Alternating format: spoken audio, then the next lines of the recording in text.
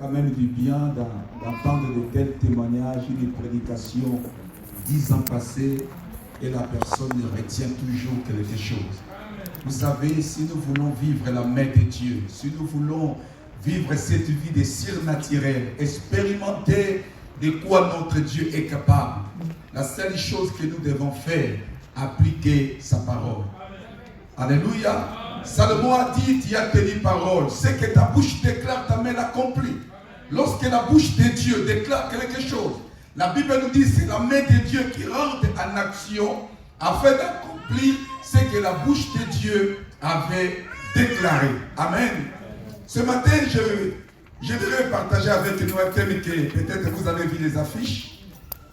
Les éléments qui produisent la croissance de l'Église.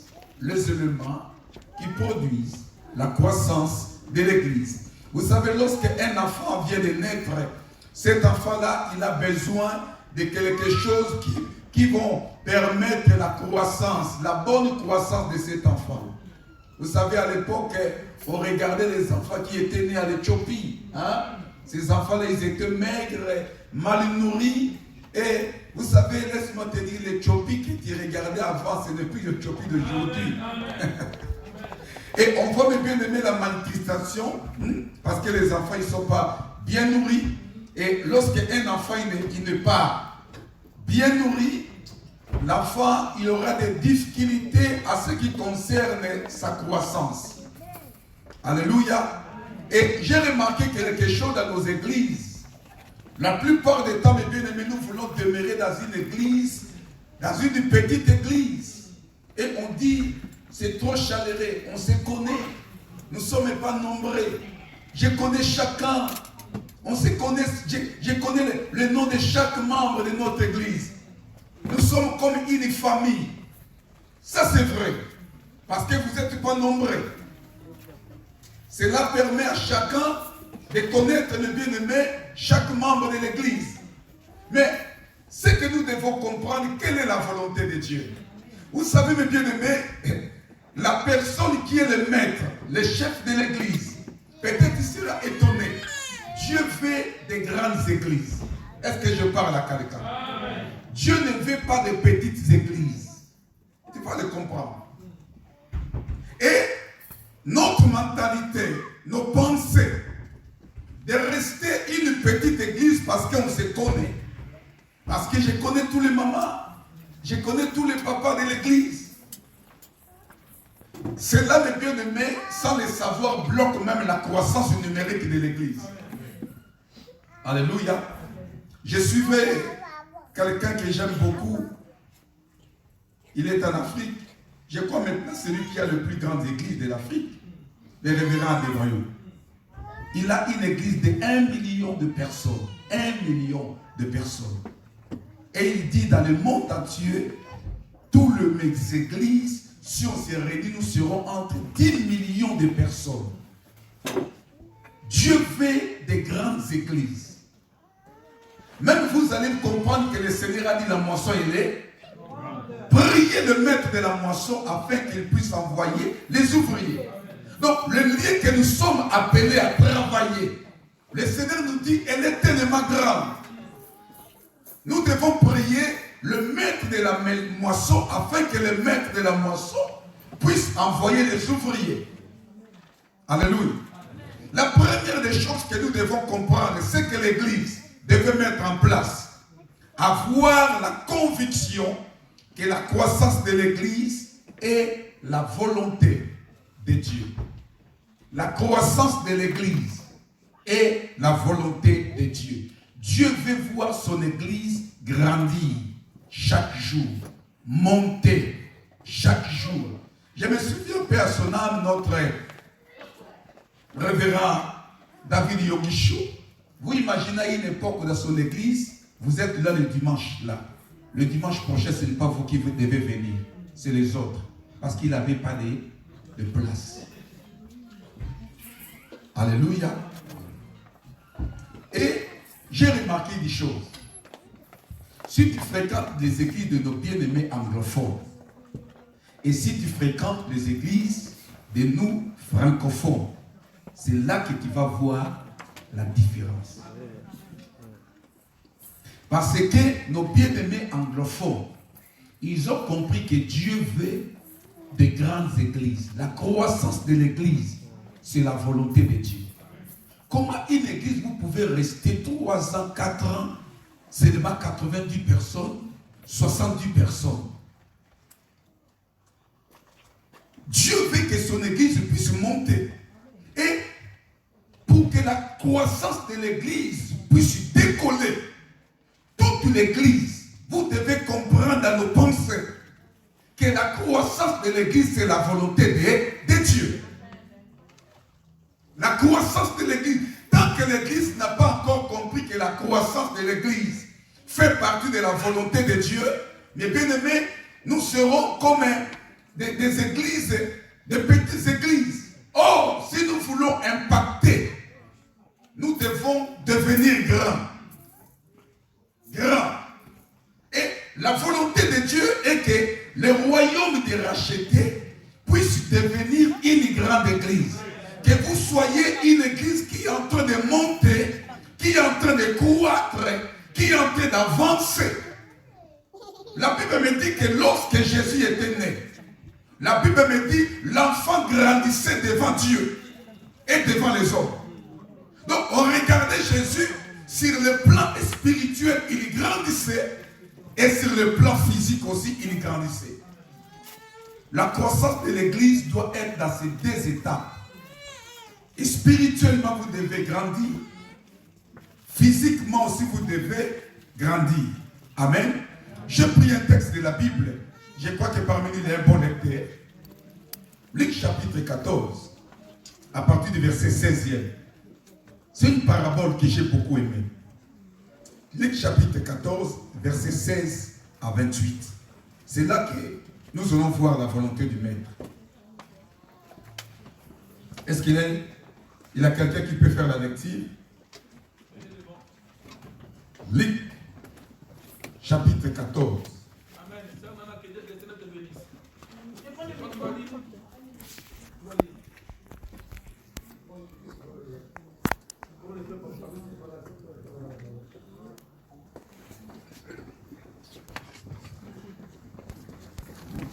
Nous devons être convaincus que Dieu veut la croissance de l'Église. Luc, chapitre 14 à partir du verset 16e. Luc 14, à partir du 16e.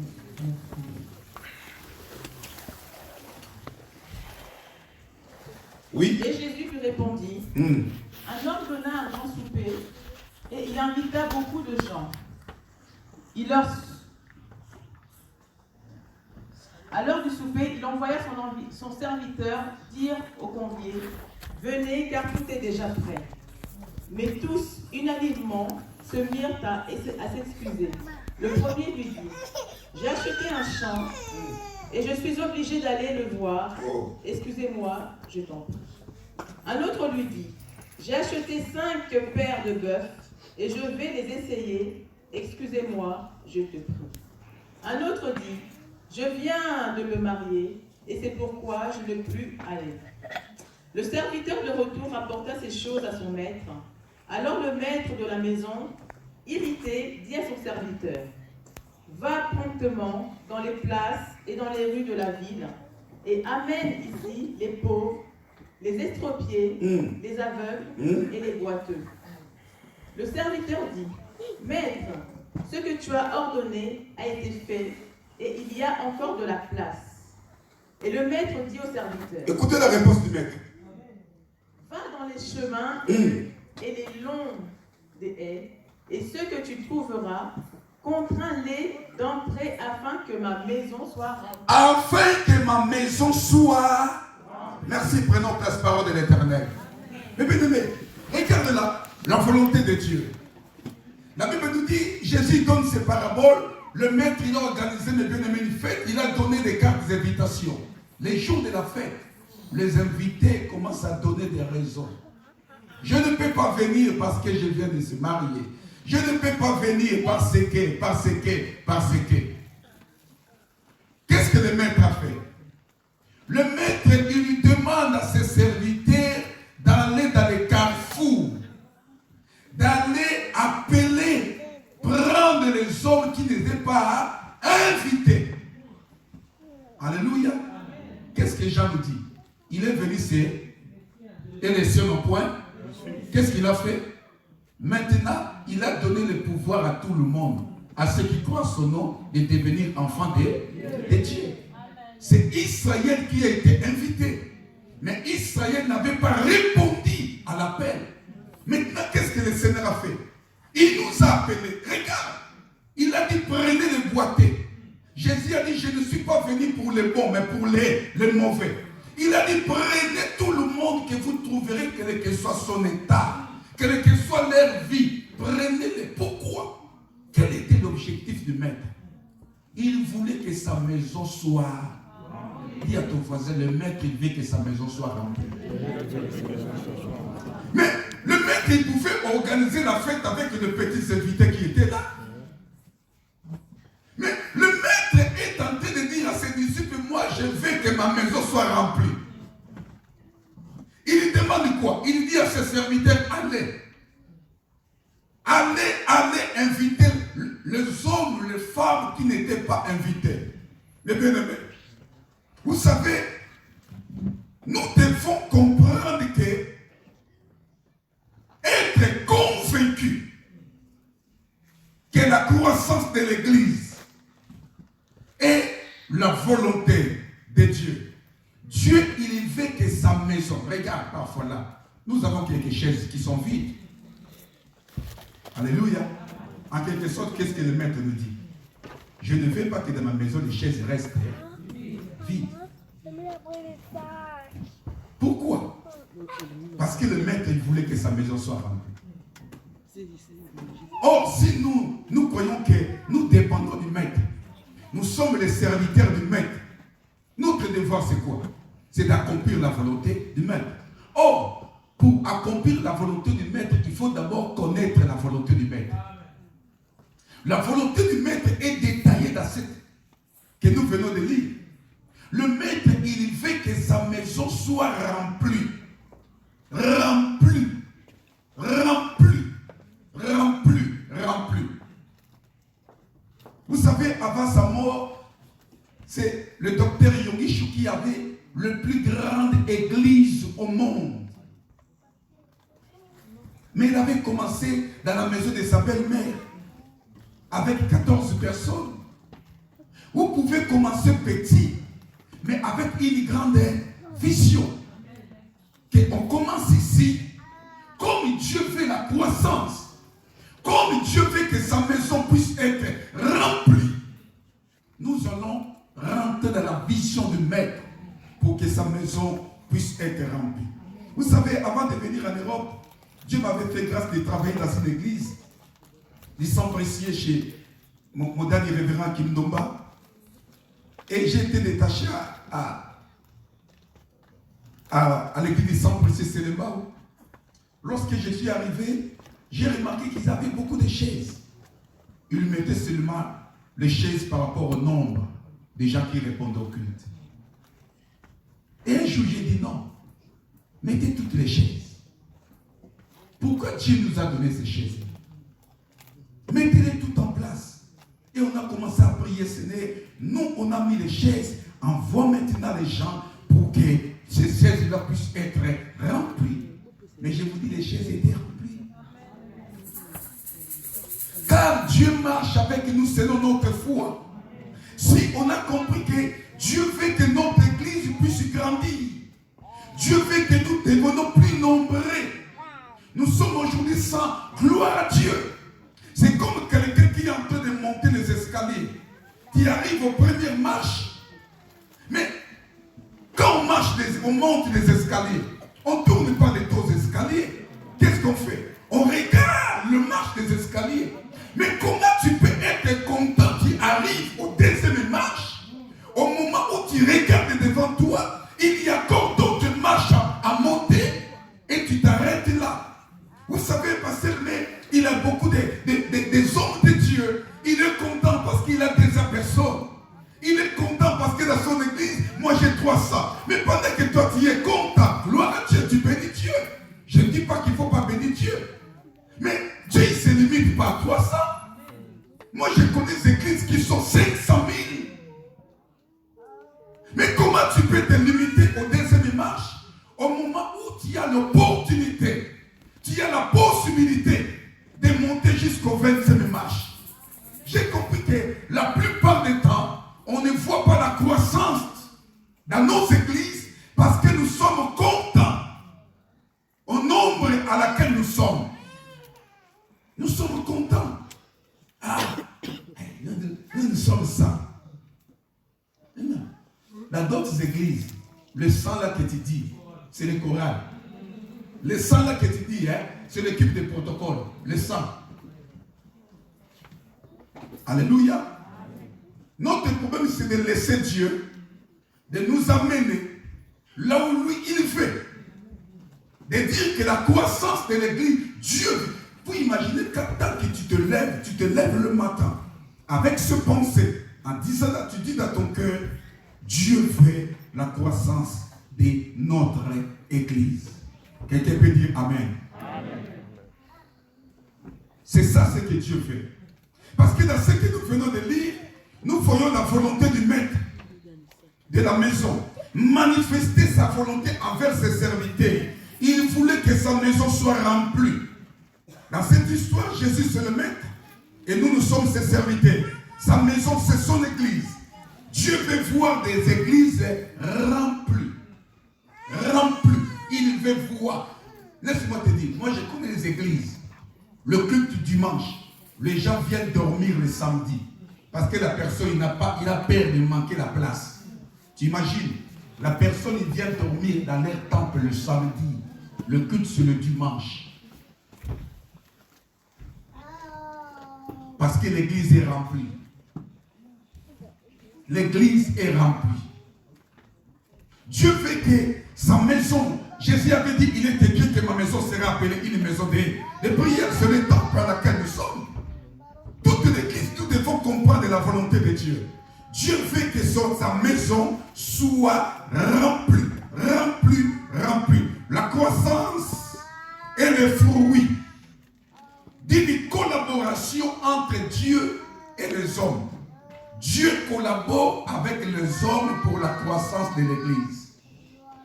Il collabore avec nous. Parce que si nous voulons vivre la croissance de l'église, nous devons collaborer avec Dieu. C'est lui qui ramène la croissance. L'apôtre Paul a dit, moi je plante, Apollos arrose et Dieu fait croître. Alléluia. Dieu fait la croissance de l'église. Elle est donc possible puisque Dieu lui-même la désire. L'apôtre Jean dit, auprès de lui nous avons cette assurance. Si nous lui demandons quelque chose selon sa volonté, nous savons qu'il nous écoute. Si nous savons qu'il nous écoute, c'est que nous possédons déjà la chose. Si la volonté, la croissance de l'église fait partie de la volonté de Dieu, cela veut dire si l'église se lève et l'église s'engage à demander à Dieu la croissance de l'église, comme c'est sa volonté, nous allons vivre quoi? La croissance de l'église. Alléluia. Parce que Dieu veut une église, mes bien-aimés, puissante, une église remplie. Donc j'ai dit la première des choses, si vous voulez vivre la croissance, il faut avoir la conviction que la croissance de l'église est la volonté de Dieu. Parce que pour faire quelque chose, prier, faire tout ce qui peut ramener encore la croissance, il faut déjà être convaincu. Car la Bible nous dit, tout ce qu'on fait qui n'a pas le fruit de la conviction, c'est un péché. Le fait d'être convaincu que Dieu fait la croissance de son église, mais bien aimé, ça s'ouvre déjà une grande porte. Alléluia. Une grande porte pour que les choses puissent aller de l'avant. Donc si vous n'avez pas dans vos cœurs, dans vos pensées cette conviction, vous n'allez pas vivre la croissance de l'église. Les gens qui vivent la croissance de l'église, c'est des hommes, c'est des femmes, c'est une église qui ont compris que Dieu veut la croissance de l'église. Comme Dieu veut la croissance de l'église, nous aussi nous rentrons dans la volonté de Dieu pour demander à Dieu, accomplit la croissance dans notre Église. Et la deuxième des choses, j'ai dit l'obéissance à l'ordre suprême. Il n'y a pas de croissance sans l'obéissance à l'ordre suprême. L'ordre suprême, c'est quoi? Matthieu chapitre 28, on peut noter, du verset 19 au verset 20. Jésus s'étant approché, leur parla ainsi. Tout pouvoir m'a été donné dans le ciel et sur la terre. Allez! Qu'est-ce que Jésus a dit? Allez! Jésus a dit restez. Il a dit quoi? Allez! Faites de toutes les nations des disciples, le baptisant au nom du Père, du Fils et du Saint-Esprit, et enseignez-les à observer tout ce que je vous ai prescrit. Et voici, je suis avec vous tous les jours jusqu'à la fin du monde. La mission de l'Église, que tu sois homme, que tu sois femme, Jésus a dit, allez. Vous savez, moi, la personne qui m'a ramené de la vie chrétienne, c'est ma sœur, 4e de notre famille. Moi, je suis 6e. C'est lui qui m'a dit un jour, à 88, je n'oublierai pas, c'est au mois de février. Là, j'ai totalisé déjà 34 ans dans la foi. C'est lui qui m'avait dit, Alain, regarde, dans les groupes de prière là, il y a un frère qui est en train de témoigner, il était sorcier, il m'a dit, ce sont des escrocs. Elle dit, viens quand même écouter. Le premier jour, je suis parti, j'ai écouté. Deuxième jour aussi, je suis venu. Vous savez, moi j'ai fait des mois, peut-être une année, où je finissais par les cultes. Ce qui m'avait attiré dans la maison de Dieu, ce n'était pas la prédication. C'était ça. L'apôtre, il est aujourd'hui l'apôtre, il est à Londres, l'apôtre Aimé Madiaka, il joue au tam-tam. Quand j'ai vu comment il joue, moi j'ai dit, moi aussi je vais jouer. Et j'étais là, pendant qu'il jouait, moi j'ai tapé à côté. Dès qu'on disait, on va écouter la parole, moi je faisais quoi? Je sors, je rentre. Comme le culte était tous les mercredis et tous les vendredis, le vendredi je serai encore là. Allez! La louange! Mais j'ai transpiré pas possible. Et à un moment, j'ai dit, laisse-moi aussi jouer. Un jour, je voulais jouer, mais bien aimé. La modératrice, la pasteur Pembele, elle a coupé la louange. Elle a dit, mon frère, ne nous embrouille pas. Allez, j'ai joué tellement mal. Mais bien aimé, j'avais ce désir.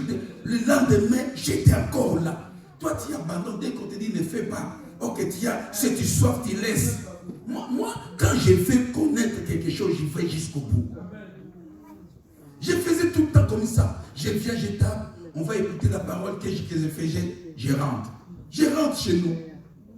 Et je disais aujourd'hui, peut-être la personne qui travaillait au protocole, il pouvait dire, lui, là, il doit être un sorcier. Regarde comment il nous envoûte. Il vient, c'est là. C'est un enfant.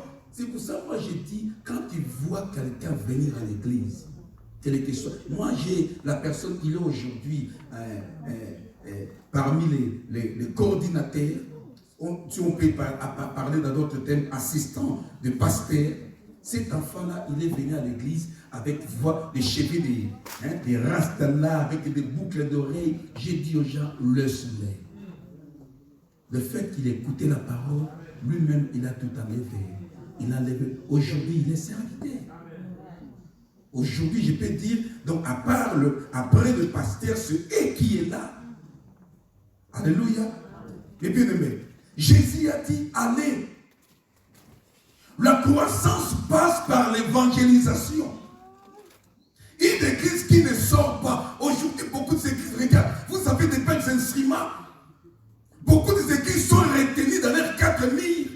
Nous avons les instruments complets. Chez nous, on a des noulistes. Chez nous, on danse. Notre pasteur, il prêche bien. Et vous êtes fermés dans votre 4 murs comme des malheureux. Une église qui a compris la vision de Dieu. C'est une église qui sort, comme on avait dit, qui sort pour aller inviter les gens qui n'étaient pas invités. Il n'y a pas de croissance de l'église pasteur, mais ça l'évangélisation.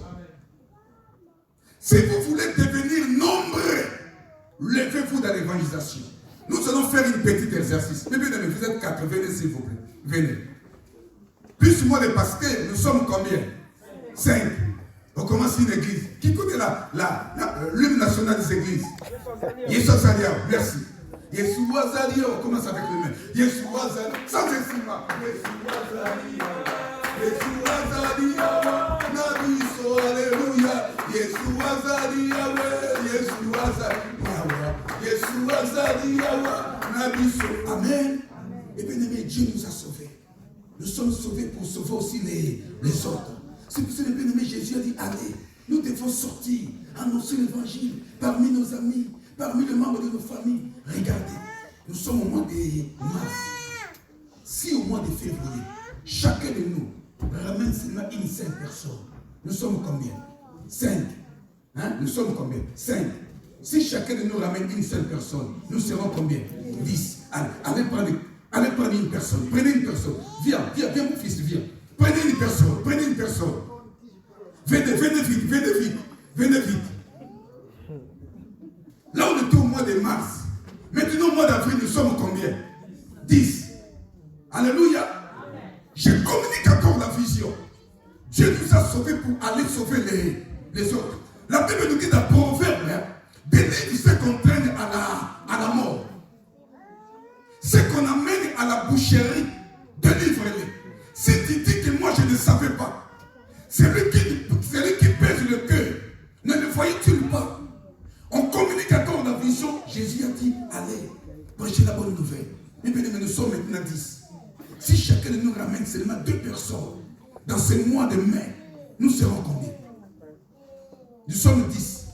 Si chacun de nous ramène 2, nous serons combien? 30. Allez ramener 2 personnes. Venez, ramène 2 personnes. Ramène 2 personnes. 2 personnes, s'il vous plaît, venez. Jouez les jeux, venez. 2 personnes.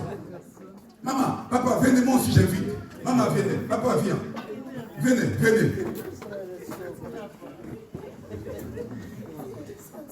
Papa, tu t'appelles comment? On était dans la maison de papa Francis. Quand on avait commencé, on était combien? Dans la maison de papa qui? Francis. À un moment, nous allons dire, on n'a plus de art. Il faut qu'on cherche quoi? Une salle. Les gens qui sont maintenant dans l'église, ils sont là parce qu'on a croisé nos bras.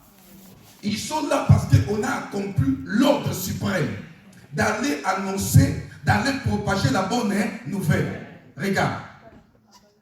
Si maintenant dans votre église, vous commencez à le faire, chaque mois, que chacun de vous ramène une personne, une seule. Si vous êtes 100, vous pouvez imaginer ce que vous devenez dans la fin de cette année, mais vous aurez plus de la place.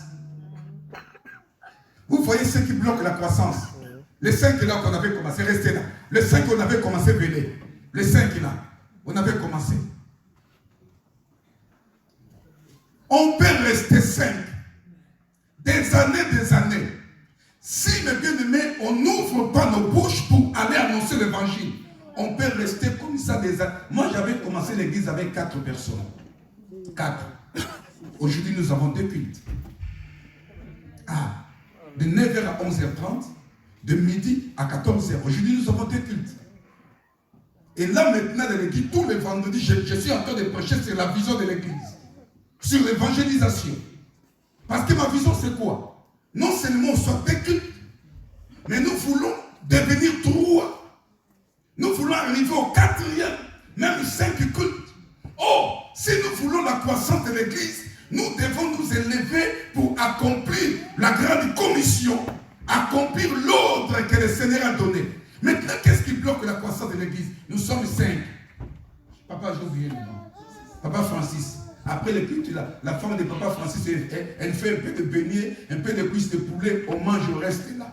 Content. Je connais tout le monde, je connais sa femme, je connais son père, je connais son mari.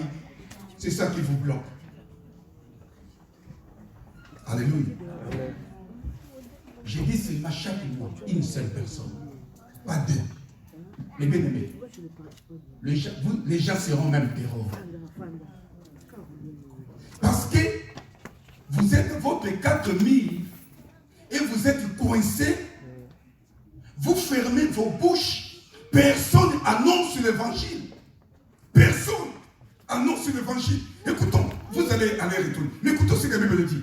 Je lis Actes des Apôtres, chapitre 6, au verset 7. La parole de Dieu s'est répandue. De plus en plus, le nombre des disciples augmente. Beaucoup à Jérusalem. Et une grande foule de sacrificateurs obéissaient à la foi. Acte chapitre 6, verset 7. Parce que la parole de Dieu était répandue. Le nombre faisait quoi? Augmenter. Si vous voulez que le nombre puisse augmenter, la parole doit être comment? Répandue. Si vous êtes là, content, dans votre temple de royaume de racheter, le nombre ne sera jamais augmenté. Et vous allez voir une église qui va venir dans l'autre salle là à côté, et ils ont compris que nous devons évangéliser. Et ces gens-là, mes bien-aimés, vont vous dépasser. J'ai été choqué. On connaît le bishop David Odeur. Il prêchait à Accra, chez Bishop David. Il a dit, je dois rentrer aujourd'hui. Bishop David a dit, Daddy, reste avec nous. Il a dit non, je dois rentrer parce que demain samedi, nous avons l'évangélisation. Tu sais, à ce temps-là, il avait combien de membres? 50 000. Dis à ton frère, 50. Mais il se lève pour aller faire quoi? L'évangélisation. Et vous, vous êtes seulement 100, vous croyez que vous êtes des grands. Et que vous êtes devenus fiers. Nous sommes 100. C'est ça. Quelqu'un qui a 50, maman, posons-nous la question.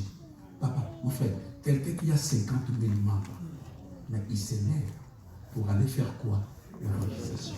Mais nous, dans nos églises, nous sommes 80, nous sommes 100. On croit que nous sommes déjà arrivés. Est-ce que quelqu'un a compris quelque chose? Merci. Allez vous asseoir. Est-ce qu'on peut acclamer notre Dieu? Les bien-aimés, ça c'est la volonté de Dieu. On peut, écoutez bien ce que j'ai dit, on peut vivre l'explosion dans la croissance de l'Église si chacun se lève pour accomplir sa part de responsabilité dans l'évangélisation. Vous pouvez vivre l'explosion de la croissance de l'Église si chacun de vous seulement se lève pour prendre sa responsabilité d'annoncer la bonne nouvelle, mais vous aurez plus de la place.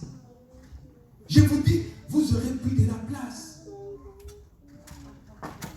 Moi, je connais des églises, tu chantes ce dimanche-là, tu vas attendre l'autre dimanche. Parce que tu vas laisser la place aux autres. La plupart du temps, nous enfuyons. Donc, regarde, regarde cette église. Ils sont nombreux. Regarde, on m'avait invité dans l'église de notre cousin.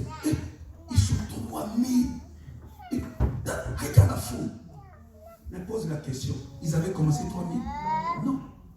Parce qu'ils avaient compris que nous devons accomplir ce que le Seigneur nous a dit. Obéir à l'ordre suprême. Beaucoup d'églises aujourd'hui ne font plus l'évangélisation. Beaucoup d'églises aujourd'hui se contentent de leur nombre.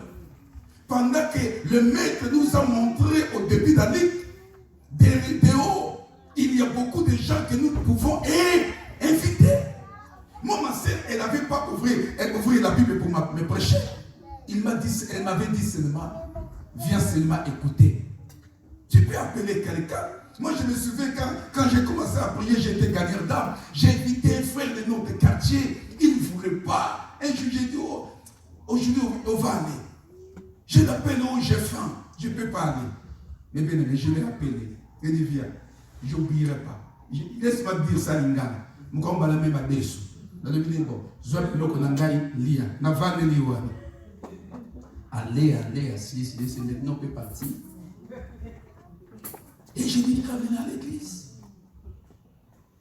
Regarde tes amis, autour de toi, il y a beaucoup de gens que tu pouvais ramener dans la maison de Dieu.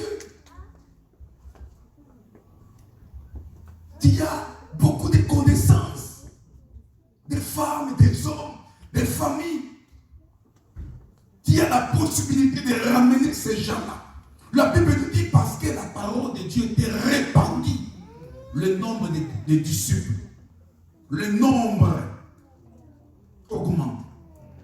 Parce que la parole était répandue. Vous êtes sans le bien-aimé. Vous rentrez dans cet objectif. Chaque mois, une seule personne. Chaque mois. Même si on dit un mois, c'est trop, c'est peu. Mettons même 2 mois. Mais si vous êtes 100, dans 2 mois, vous serez combien? 200. Vous serez 200. Dans 2 mois, vous serez 200. Et vous continuez. L'apôtre Paul a dit à Timothée, ce que tu as entendu de moi, continue aussi aux autres. Vous communiquez la même vision aux autres. La vision d'évangélisation. Vous êtes 200. Vous donnez encore 2 mois. Le 200, on dit à chacun dans 2 mois, une seule personne. 200. Mais tu peux par 2, vous serez combien? 400. Vous travaillez comme ça dans une année. Et mais, comme ma Congolais, on va passer, merci Mikisa, comme à côté de la loge. Tu n'as pas vu? Elle avait 100 et quelques. Dans une année, ils sont devenus 800. Toi, tu trouves ça normal? Les gens trouvent les choses normales quand ils échouent.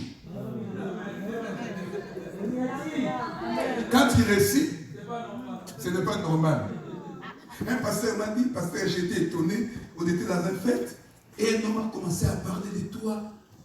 Oh, toi, je t'ai vu, tu étais là-bas. Tu parles avec cet homme-là. Et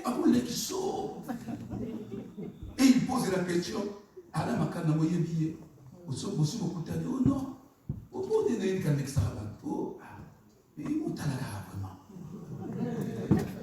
Vous connaissez la raison? Il fait des va-et-vient. Kinshasa, Paris. Tu trouves ça normal? Moi, j'ai un ami, il vient ici parfois 3 jours. Tu dis maintenant, tu vas où? Je pars à Dubaï. 1 semaine. Dubaï, tu l'appelles, je suis en Afrique ici, après 1 semaine. Il fait ses affaires. Quand tu échoues, les gens ne disent pas que tu es en train d'échouer parce que tu es dans la loge. Seulement quand tu réussis. C'est pour ça que moi, j'ai dit aux enfants de l'église, il faut dire aux membres de nos familles que notre pasteur, comme vous dites là, il est d'État. Et il nous a tous aussi ramenés. Moi aussi, je suis d'État. Parce que les jours où toi, tu mettras en pratique la parole que je te prêche, lorsque ta vie montera, le même personne qui dira aussi de toi, toi aussi tu es d'État. Les gens diront, mes bien-aimés, que vous avez fait quelque chose. Parce que pourquoi? Parce que les gens ne comprennent pas que la croissance de l'Église passe par l'évangélisation. Maman, vous pouvez être, cette salle, vous pouvez les remplir dans 2 mois, remplir. Même les autres vont commencer à rester là à côté, plus de place. Le maître, il veut que sa maison puisse être remplie. Vous devez garder cette pensée-là. La volonté du maître, il veut que sa maison soit remplie. Il veut que sa maison soit remplie. Alléluia. L'engagement de la croissance, de l'accomplissement de la bonne nouvelle permet à l'Église. Écoutez maintenant, c'est important. Les avantages d'avoir une grande Église. L'augmentation des nombres de membres de l'Église, comme la Bible dit dans Actes chapitre 2 aussi, Actes des Apôtres, chapitre 2, Actes des Apôtres, je lis le verset 40 à 42. La Bible dit ceci. Et par plusieurs autres paroles, il est conjuré, et l'exhortait, disant, sauvez-vous de cette génération perverse. Ceux qui acceptaient sa parole furent baptisés en ce jour-là. Le nombre de disciples augmentant. Environ combien? Non, regarde la Bible. Environ combien? 3000 âmes. Vous imaginez? Pierre, il a prêché. Le même jour, 3000 nouveaux convertis viennent à l'église. Parce que Pierre avait prêché. Maman, regarde ta vie comme une femme choisie par Dieu. Dis-toi, la croissance de mon église passe par moi.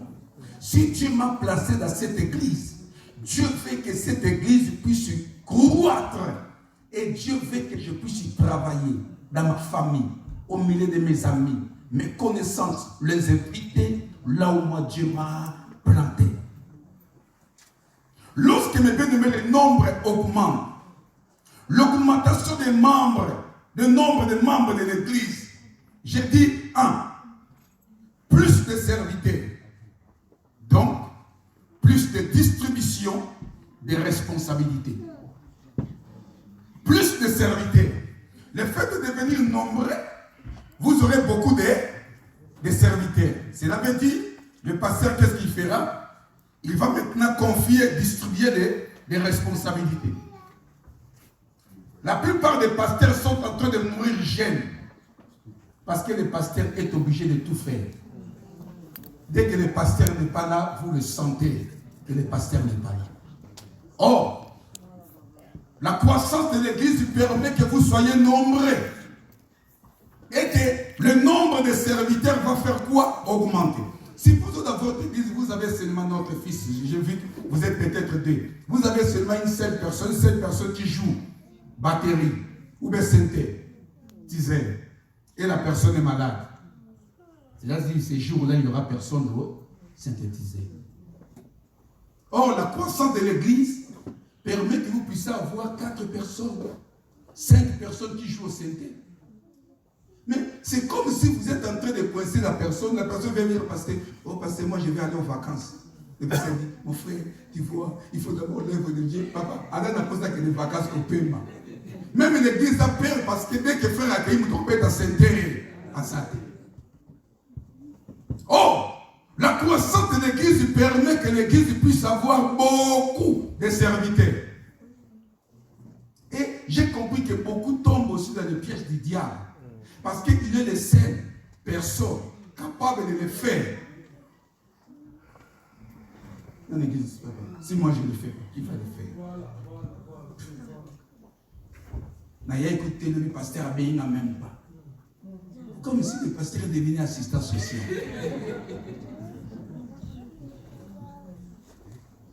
Beaucoup tombent dans le panneau du diable. Tellement que le diable te dit, si toi tu ne le fais pas, qui va le faire? Vous allez monter, c'est sûr là que tu comprends que vous allez monter. Et la personne, eh bien, je vous dis des choses. Quand vous êtes 6, 7 à le faire, ça ramène aussi l'humilité. Je vous dis des choses vraies, ça ramène l'humilité.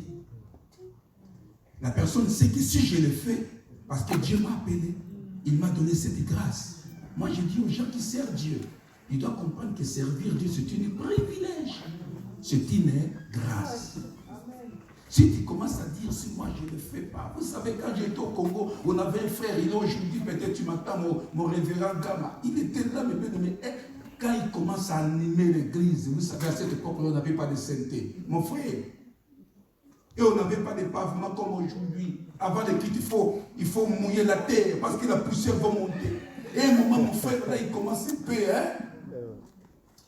Un jour, on arrive, il a personne pour animer. J'ai dit, laisse-moi. Ah, mais quand il veut que tu as pu, j'ai pris le micro, j'ai commencé à animer. Et il était effacé.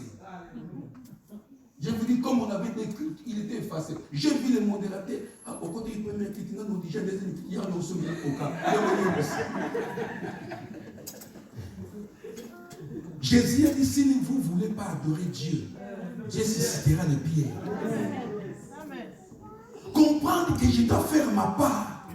Si Dieu m'a fait grâce d'être là, je dois remplir ma part des responsabilités.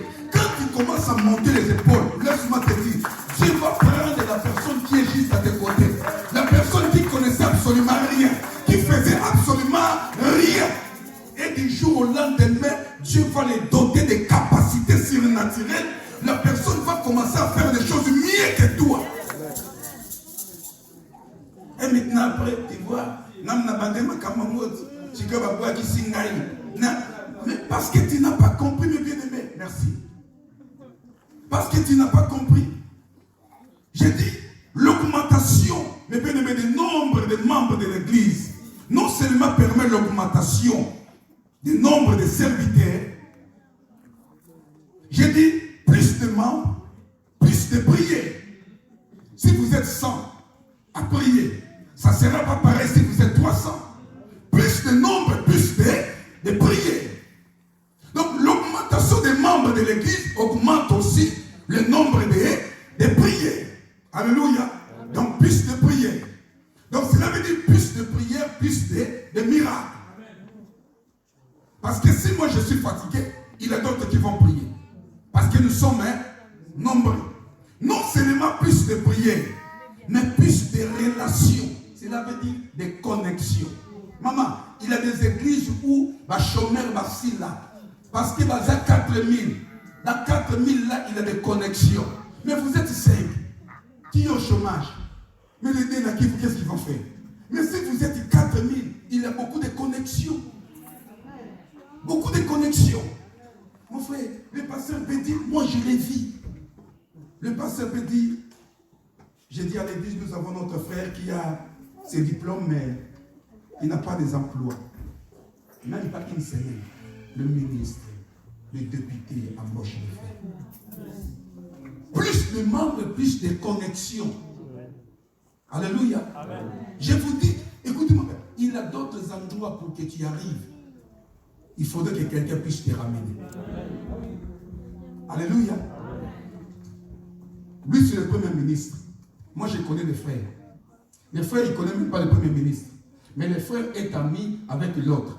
L'autre là est ami avec l'autre. L'autre là est ami avec la cousine du premier ministre. Moi, je connais les frères. Le frère, il me met en contact avec l'autre. Et j'arrive jusqu'à la cousine du premier ministre. Et du jour au lendemain, avec les bons termes, il me ramène vers le ministre. C'est pour ça, c'est lui qui ne sait pas gérer ses relations, qui est en train de détruire ta destinée. Tu dois, vous savez, aujourd'hui, moi, quand je pars au Congo, dès que je dis j'arrive au Congo, il y a des hommes qui disposent de la voiture, l'appartement, le cuisinier, le sentinelle. Moi, je ne connaissais pas cet homme-là. Je connaissais l'autre personne. L'autre là, il connaissait le Messie. Et aujourd'hui, je suis en contact avec le Messie. Vous savez, un moment, je n'étais même pas là, il était à l'église. Ma femme, c'est elle qui avait prêché, elle a dit, on a besoin de l'argent. Elle dit combien? 4 000 euros. Il dit, tiens, paye la salle. 4 000. Au mois de 2020, il nous a donné plus de 12 000 euros. 12 000 euros. Tous les mois, il envoyait 1 000 euros à l'église. Mais je ne connaissais pas la personne. Maman, tu dois savoir soigner tes relations. Ne t'attache pas seulement à quelqu'un parce qu'il a quelque chose. Tu ne connais pas l'avenir de la personne qui est juste à tes côtés. Donc, plus de membres, l'augmentation des membres, plus aussi des connexions. Alléluia. L'augmentation, plus d'augmentation, mes bien-aimés, plus de talents et de dons. Nous aurons beaucoup de gens qui ont des talents. Parce que le nombre est trop augmenté. Plus de mariages. Tu seras d'accord avec moi? Amen. Une sœur, elle arrive à l'église. Ce n'est pas toi, c'est la sœur Alain. Elle regarde, frère Pitié est marié, frère Daniel est marié. Maintenant, elle se pose la question, bon, on ne se passe pas marié, bon, on ne se passe pas marié. Bon, on ne se passe pas marié. Mais quand la sœur, elle arrive, même le frère, maman, mon frère, tu arrives dans une église, ma maman ne se passe pas. Moi, tu dois te poser la question. Plus de membres, plus de mariage. Plus de mariage, plus de famille. Les familles vont augmenter. De multiplication. Vous aurez beaucoup de mariages. Non, non, mon abba n'a pas l'ongoa cité la grâce. Ah, mais peut-être, ça nous m'a là, maman l'ongoa dit, papa, tout ça, la grâce. Il va là. Donc, t'as le monde.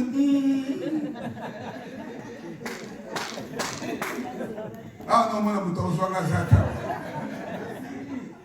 Oh, plus de membres, plus de mariage. Plus de mariage, plus de finances. Depuis que nous avons des cultes, mes bien-aimés, dans notre caisse, on n'a plus les mêmes finances. Les finances ont changé. Si vous êtes 50, vous avez besoin de 50 000 euros. Mais vous allez galérer. Mais si vous êtes 50, Par exemple, vous avez besoin de 50 000. Mais le pasteur va commander ici. Mais si vous êtes, par exemple, 1000, vous avez besoin de 50 000. Regarde, mon frère vient. Regarde. Quand tu transportes ça, ça sera comment?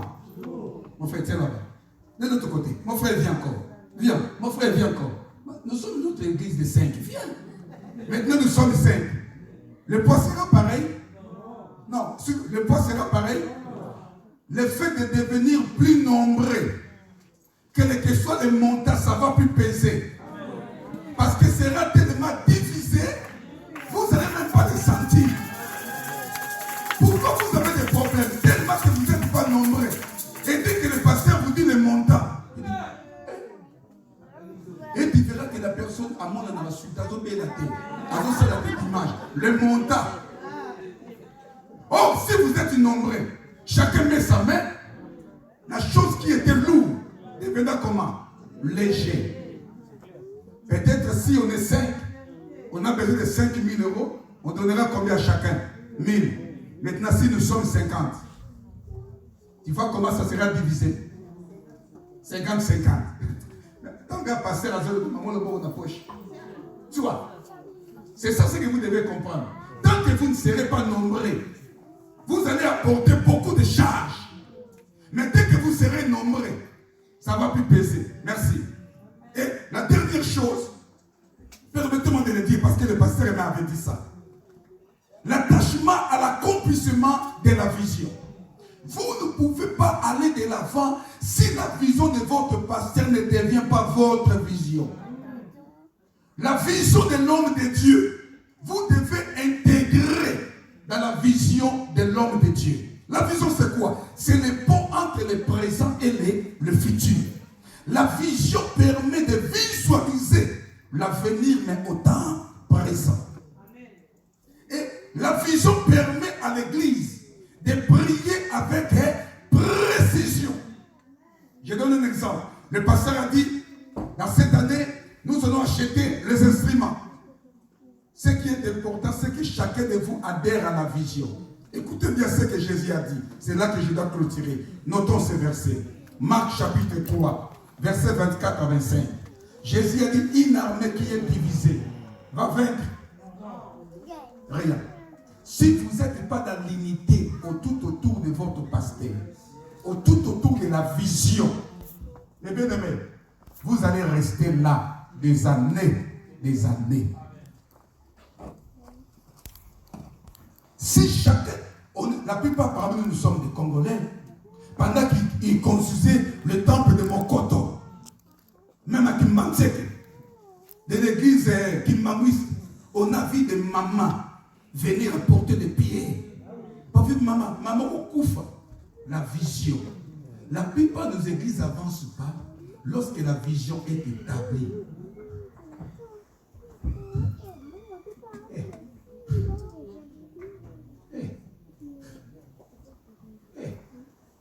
Il y a des gens qui adhèrent et il y a des gens qui n'adhèrent pas. Vous savez ce que moi j'ai compris. Moi souvent je dis à l'église, quand je mets une vision en place, tu peux m'appeler Daddy. Mais si tu n'appliques pas ma vision, tu n'es pas mon fils. Amen.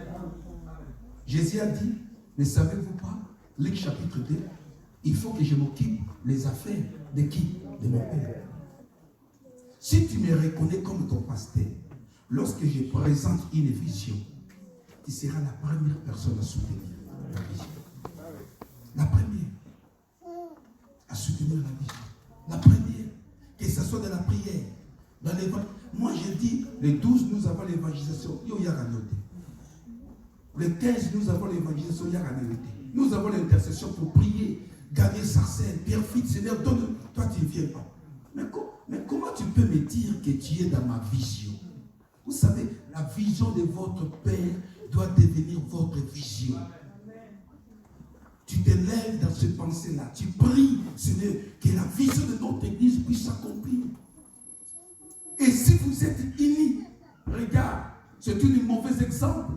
Les gens qui avaient construit les tours de Babel, ils ont dit, parce qu'ils étaient unis, ils ont dit, nous devons construire quelque chose qui va monter jusqu'au ciel.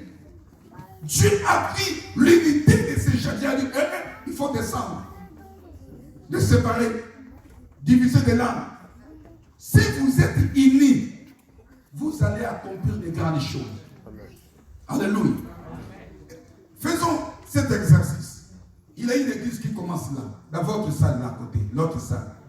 Et dans cette église-là, on va bientôt finir le culte. Et là-bas, après le culte, les mamans, ils ne prêtent pas. Les gens, ils bouffent. Ceux qui n'ont pas de billets, ils prennent des tickets. La personne qui vient là-bas, il sait. Jésus a dit, vous me suivez non parce que vous avez écouté la parole, mais parce que hier, vous avez mangé quoi? Le pain. Une église de pauvres ne monte pas. Et cette église-là à côté, tu peux venir au fait. Viens prier. Chez nous, on mange. Même à la fin, notre église, il donne quoi? Le ticket, le transport. Des fois, il va commencer à venir, non pas parce qu'il veut venir à l'église. Il sait que là-bas, je dois manger. Chez moi, j'ai rien. C'est pour cela qu'il est important de devenir nombreux. Parce que si vous êtes nombreux, l'autre, il ramène, supposons vous êtes 200. Vous donnez seulement comme l'offrande. 10 euros, vous aurez combien les dimanches? 2 millions. Dans 4 dimanches, vous aurez combien? 8 millions. Vous imaginez, dans un an, vous aurez combien? 8 000 multiplié par 10, vous aurez combien? 80 000. Vous n'aurez pas la facilité d'acheter votre salle. Mais vous voulez seulement rester comme ça. Dieu veut que vous puissiez monter. Maman, vous pouvez accomplir des grandes choses. Si vous êtes nombreux. Si pour ça vous êtes 300, vous donnez seulement 10 euros de l'offrande chaque mois. Vous aurez combien? 3 000. Dans une année, vous aurez combien? Dans 5 ans, vous achetez votre salle. Je voulais seulement dire à l'église, le fait de devenir plus nombreux, vous allez accomplir encore beaucoup de choses. Et la charge qui était lourde ne pèsera plus parce qu'il a beaucoup de mains pour faire la chose là. Et il est important de rentrer dans la vision de l'église, d'être unis, je dis bien unis dans la vision de votre pasteur. Amen. Parce qu'on les voit, je viens prêcher ici. Papa, rappelle-moi encore. Je commence à appeler Francis, frère Francis Néni. Oh, ça va. Dans un séminaire, dimanche, il n'y a pas de papa, tu as un bouton. Un bon pasteur, il va passer par qui? Par ton pasteur. Si vous voyez des pasteurs comme ça qui commencent à t'appeler sans passer par ton pasteur, comprenez que c'est un mauvais. Moi, ça fait combien d'années que je connais votre pasteur? À part son numéro, j'ai le numéro de personne. Or qu'il a d'autres enfants, je connais ça pour longtemps. Quand tu vois quelqu'un qui commence à t'appeler sans passer par ton pasteur, oh Dieu, maman Martine, pendant la nuit, j'ai eu une vision. Peut-être c'est vrai. Mais si c'est un bon, il va passer par qui? Par ton pasteur. Oh maman, Dieu m'a parlé, on va prier pendant des jours. Et toi aussi tu rentres pendant des jours. Et quand les choses marchent bien, le pasteur s'en est jamais au courant. Souvent le pasteur est au courant quand les choses ne marchent plus. Moi je dis à l'église, de la même manière vous avez commencé, Bogosili Sango.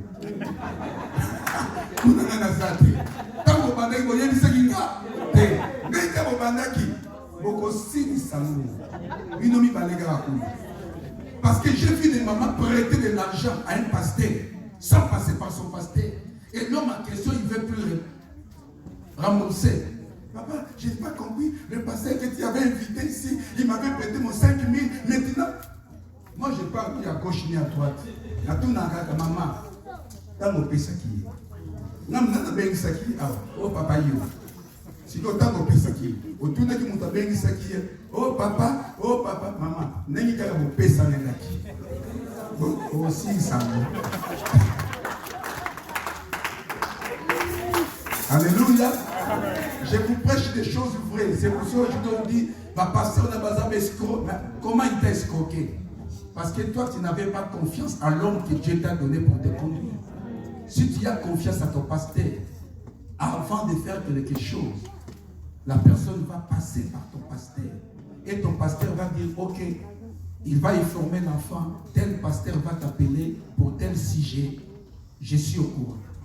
Si tu vois comme ça, là tu peux t'ouvrir. Mais souvent vous les brebis, excusez-moi de dire comme ça, vous savez, brebis na lingala nana. Même. Vous voyez que même parmi les nyama zoa. Même à Bunga, même na quoi le parle. Je vous dis des choses vraies. Au bimisiye, dans le pas motiqué na point, même à Ibanzelate. Même quand tu vois Yebaka, même il saute sur tout. À Yebaka. Mouta Yebaka te même. Pour dire que même, elle a toujours la possibilité de faire la ligne.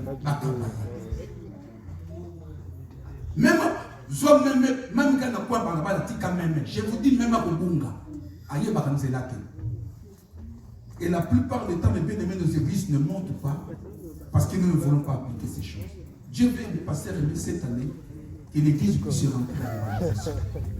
Que vous puissiez vous élever en disant, nous voulons à la fin de cette année, toutes les chaises vides de notre église puissent être remplies. Allez dans cet objectif-là. Avant la fin de cette année, dans notre église, nous aurons plus de la place. Travaillez dans l'évangélisation et vous verrez, Dieu vous ramènera encore plus loin. Que Dieu bénisse sa parole. Les rois nous allons prier par la grâce de Dieu.